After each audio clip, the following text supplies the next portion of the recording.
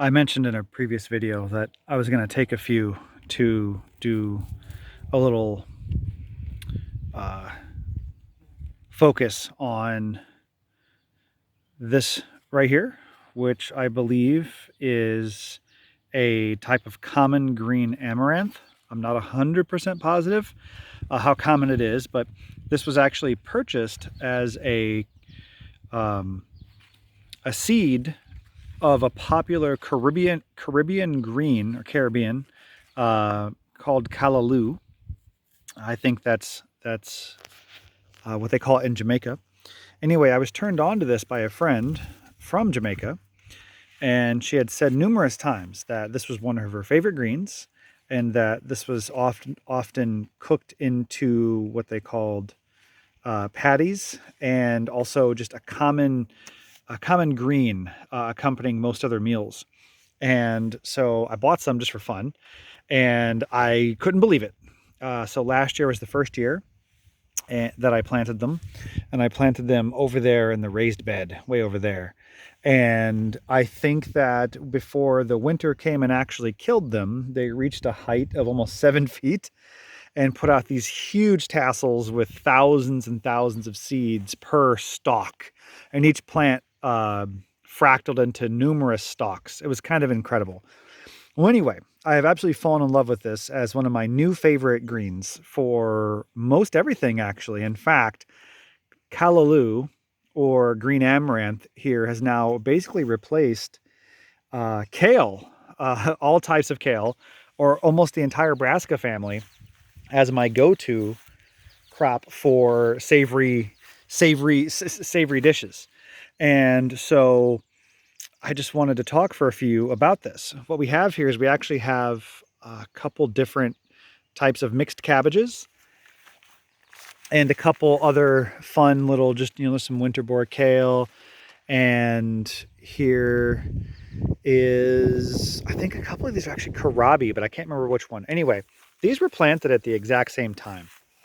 And as you can tell, the seeds for the brassicas were actually started a little earlier than the seeds for these, but they were both put in the bed probably on the same day, since they're next to each other. And these things here were just these little tiny seedlings. They're probably only 2 inches tall before they went into this bed.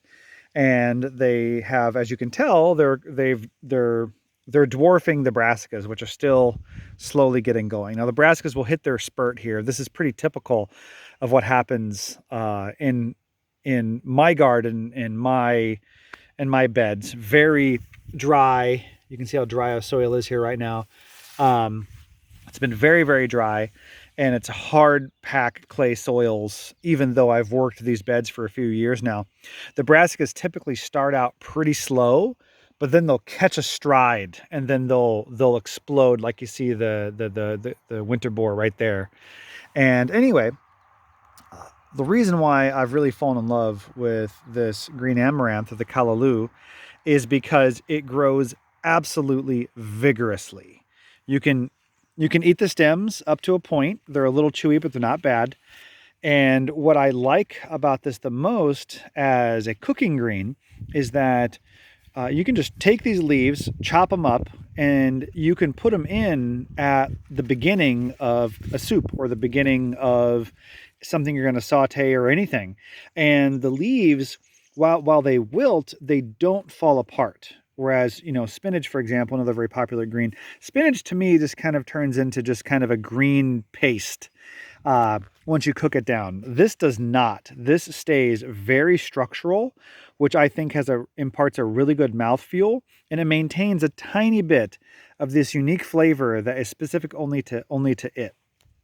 And I feel like even brassicas, even the lucinato kales and things like that, the kind that have the most potent flavor, even they kind of lose their flavor against a really strong base of another flavor. This, however, does not, if you've cooked enough of it.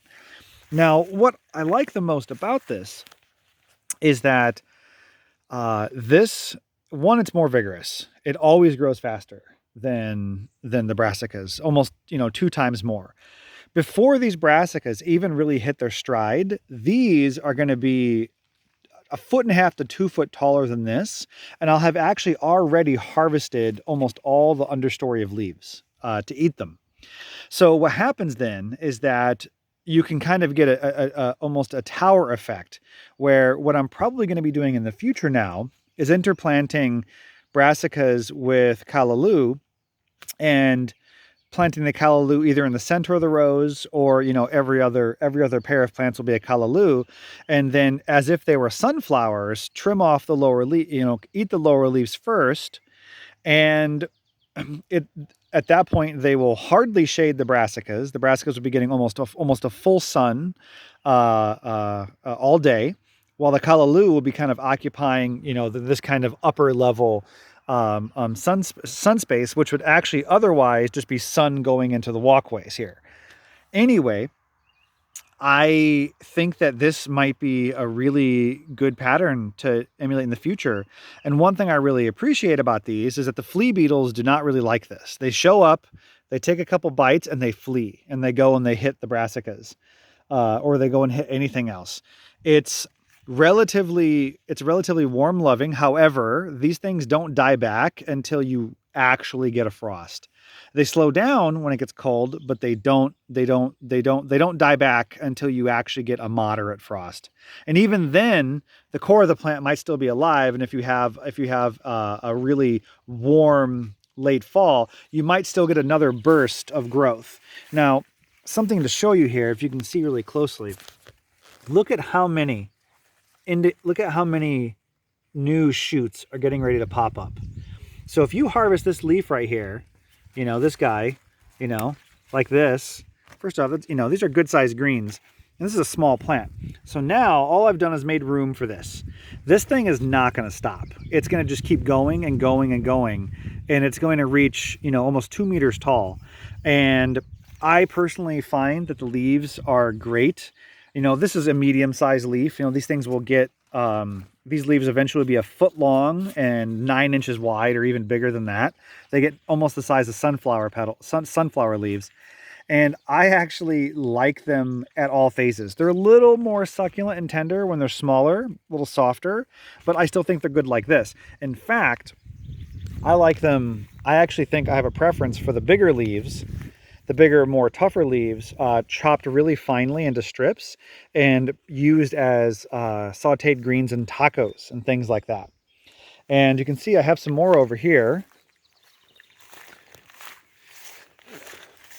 I showed these in the other video. This has only been 5 days since the previous video, and I think you'll be able to get an idea for how much more of these have grown.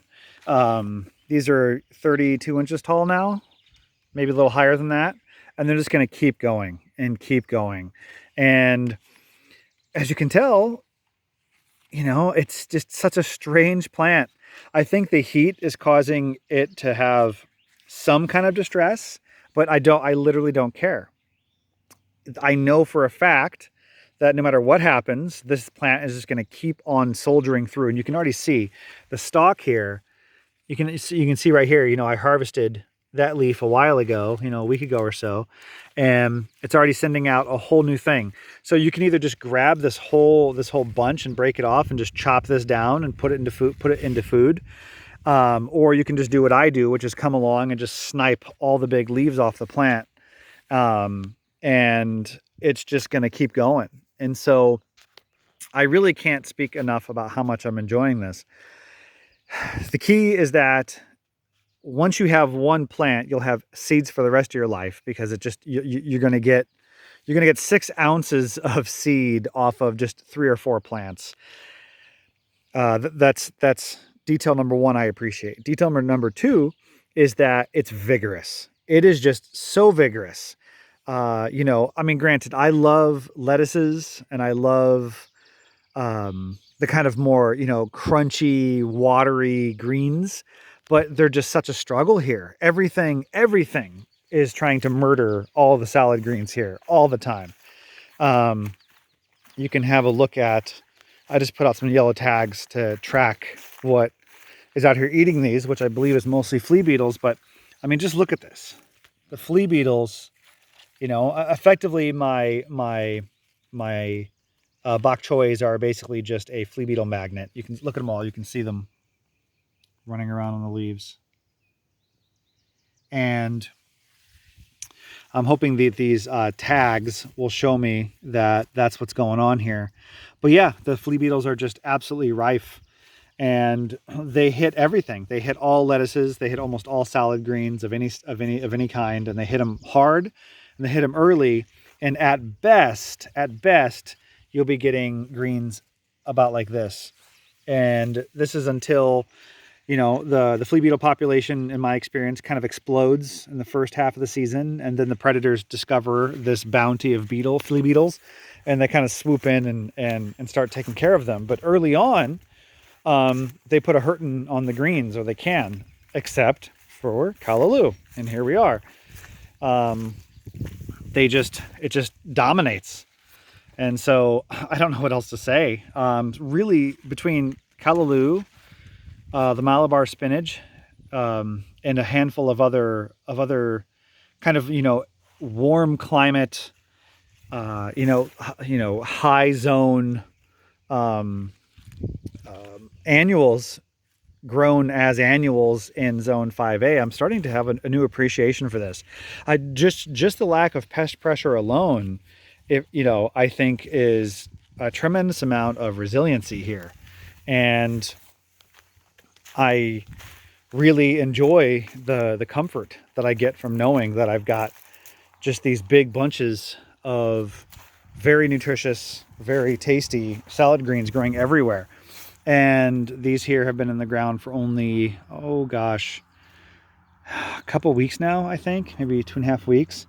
And the drought is kind of it's kind of stunting everything, but they're fine. I just don't care. I'm not going to put any effort into trying to babysit these things.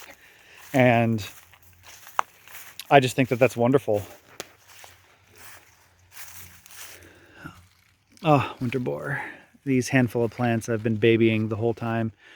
I'm really happy about this. This is what I eat for breakfast almost every day. About, depending upon size, between 9 and 12 of these leaves every single day in my breakfast. Typically a banana oat peanut butter smoothie with kale. It's one of my favorite things.